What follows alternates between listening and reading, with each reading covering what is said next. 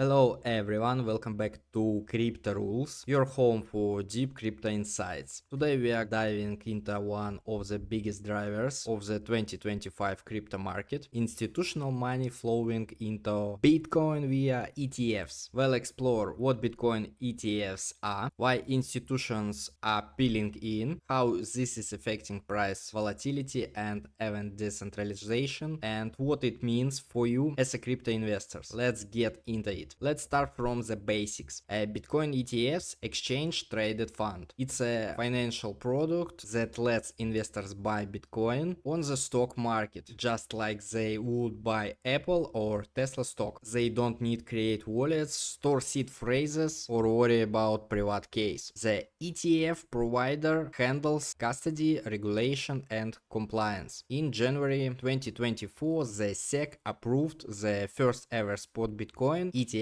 in the USA. And this was a turning point. Before that, crypto investing was largely retail driven. Individual investors on Binance, Coinbase, but now institutional giants like BlackRock, Fidelity, ARK Invest, and Invesco are offering Bitcoin to clients through regulated, familiar platforms. That means pensions funds, retirement accounts, sovereign wealth funds can legally and comfortably allocate to Bitcoin. How much money is actually flowing in? Since the ETFs launched, they've been absorbing more BTC that the network can produce. On average, Bitcoin miners produce around 450 Bitcoin per day. But in 2025, ETF inflows often exceed 1000 Bitcoin per day. That's over 2.4x more demand than supply, and we have not even hit peak FOMO yet. These purchases are automatic, programmatic, and often come from institutional model portfolios. This creates a constant buy pressure, similar to what we saw in the 2020-2021 bull run, when MicroStrategy and Tesla were accumulating. Who are the players behind this? Let's name names. BlackRock, the world's largest asset manager with over 10 trillion AUM. Fidelity, one of the biggest retirement managers in the USA. ARK Invest, Vanek, Bitwise, and Grayscale also joined the game. But here is what's important. These firms don't trade like retail investors. They buy long term. They don't panic sell, they rebalance quarterly.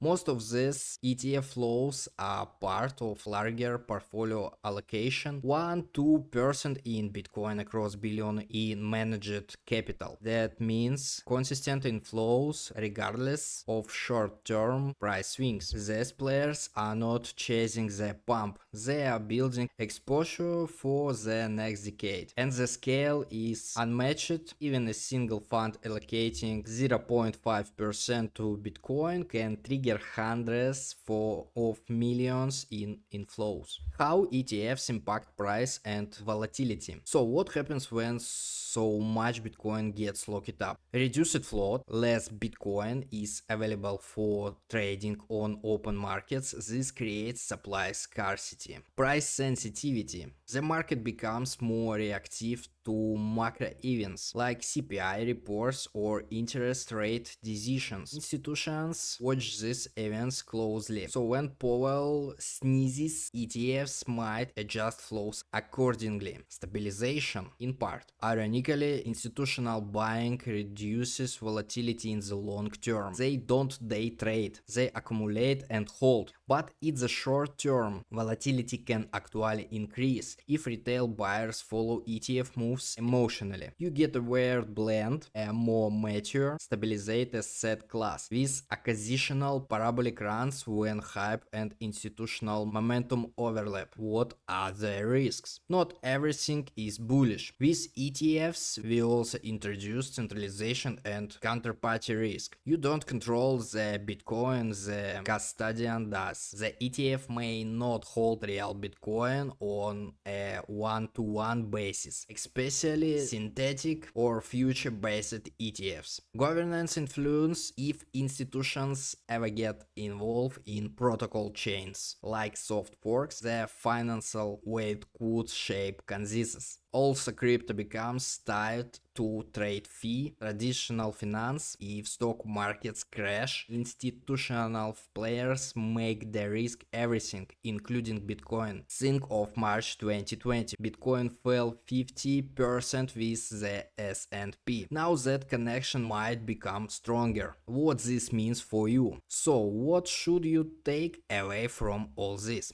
Pros. Growing institutional adoption boosts legitimacy and trust. Content inflows create long-term upward pressure. Bitcoin becomes less speculative and more like digital gold. Cons. A risk of centralization through custodians, less ideological decentralization. Crypto becomes correlated with broader financial system. Final takeaway: the old Wild West. Days of crypto might be fading, but the capital coming in is very real, and it's here to stay. What do you think? Is institutional money good or bad for Bitcoin? Let's discuss in the comments. If you learned something today, give this video a thumbs up. Subscribe for more deep dives and don't forget to turn on notifications. Until next time, stay smart, stay curious and stay in crypto.